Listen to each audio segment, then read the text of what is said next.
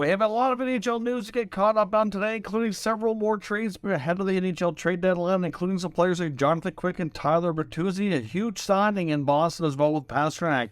We'll get caught up on all the latest news coming up next.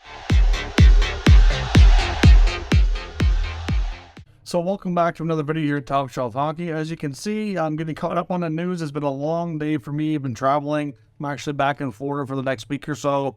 So you will be getting a lot of videos here from the road. So we'll be getting tomorrow's deadline. There'll be lots of different trade videos, I'm sure.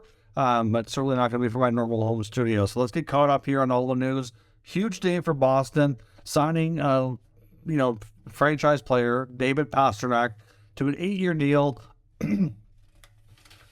Valued at over $11 million per season. This is the sixth highest contract in the NHL.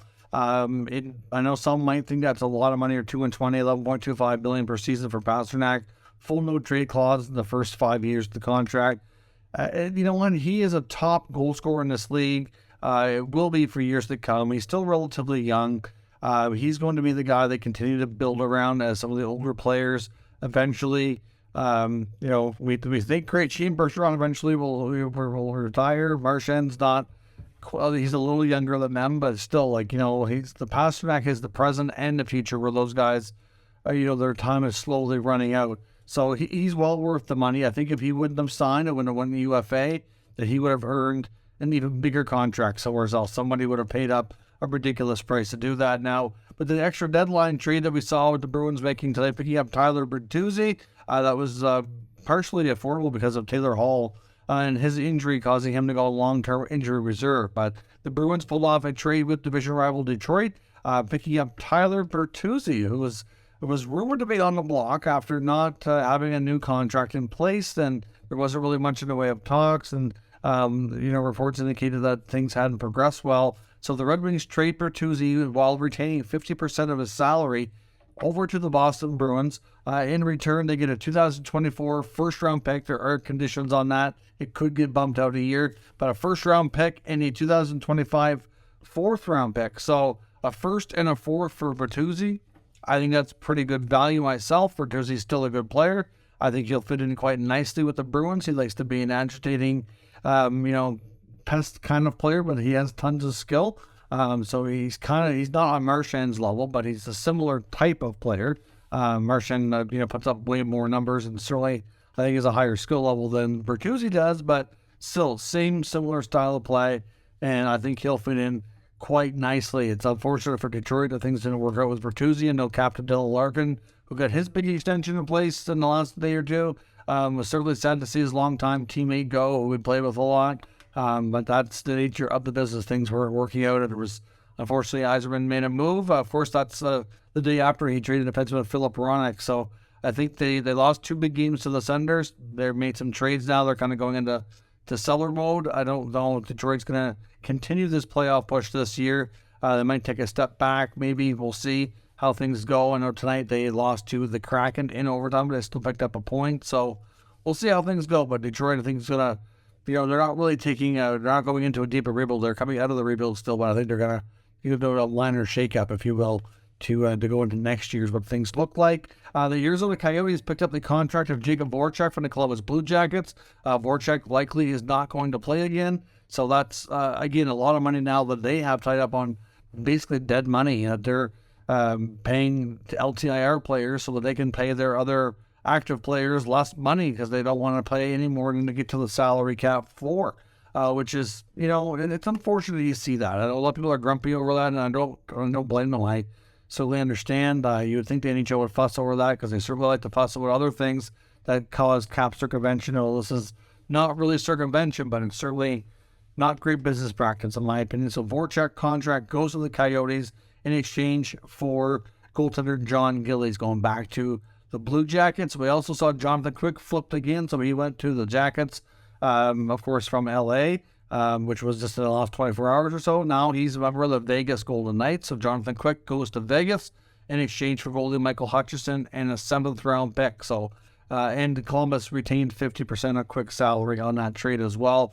We had talked yesterday with the rumors around Quick that he couldn't be flipped, and that Vegas and Toronto were the 2 most likely destinations that would make sense, and that he would probably be happy going to. So we'll see how things work out. They certainly can use some extra goaltending up there. And if he can get back to playing like he used to be able to, it could be a great pickup. We saw him play really well in the playoffs last year, even though they didn't get the victory in the first round. The Buffalo Sabres basically gave away Anders Bjork. He gets traded to the Chicago Blackhawks for future considerations. Bjork has not worked out in Buffalo, and they're just trying to give him a fresh start to see if another team can find a way to get some protection out of him. The Edmonton Oilers continue to add as well, of course, making a big trade for Mattias Ekholm. And in front of that, too, was that they had Nashville retained 4% of Ekholm's salary. It's a really odd number. And now we kind of know why, because part of this Bjugstad deal with the Coyotes retaining 50%, they had exactly enough space to get Bjugstad on the roster for the Oilers. A 50% that knocks them down to like $450. That's exactly what they had available. So they get Nick Bjugstad and Cam Dineen, who's a minor leaguer, in exchange for a third-round pick in this year's 23 draft and Michael Kesselring. So Bjugstad should add to the center depth for the Oilers. Potentially another player who can help you on face-off, special teams, those types of things.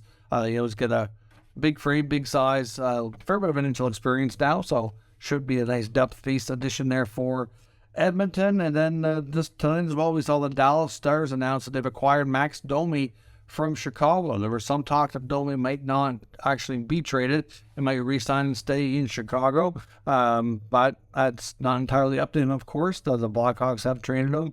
The word was they were looking for a second-round pick, and they've got that. But they're also getting the contract of Anton Khudobin, which helps Dallas out, just like the Coyotes helped the Jackets get the Voracek contract off their books. So Khudobin goes to the Blackhawks. I'm not sure if he's actually going to stand a chance to play or if it's really just a contract at this point.